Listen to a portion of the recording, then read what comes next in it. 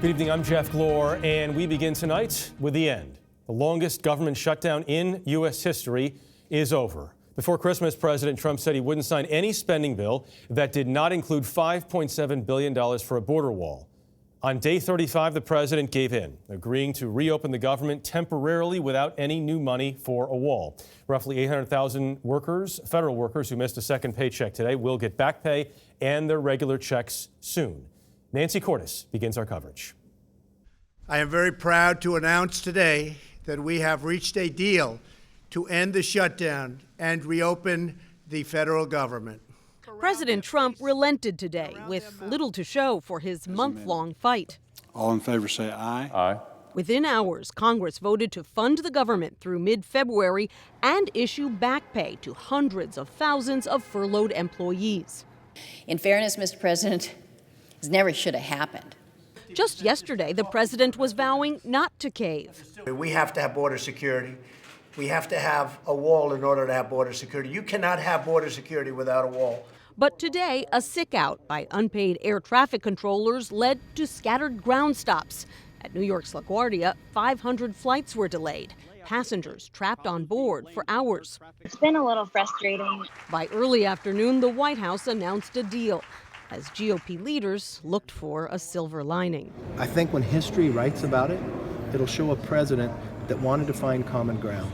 Federal workers who missed a second paycheck today may have to wait a few days to get what they're owed. And legions of federal contractors will get no reimbursement. 5 weeks. Think of the suffering, the uncertainty, the pain. Securing billions for a border wall has been a presidential priority for 2 years. How much of all of this do you think is about the new power dynamic and his desire to show you who's really in charge? I don't want to make any characterizations of the president's motivation. You'll have to ask him. Speaker Pelosi's Senate counterpart was less reluctant to weigh in. No one should ever underestimate the speaker, as Donald Trump has learned.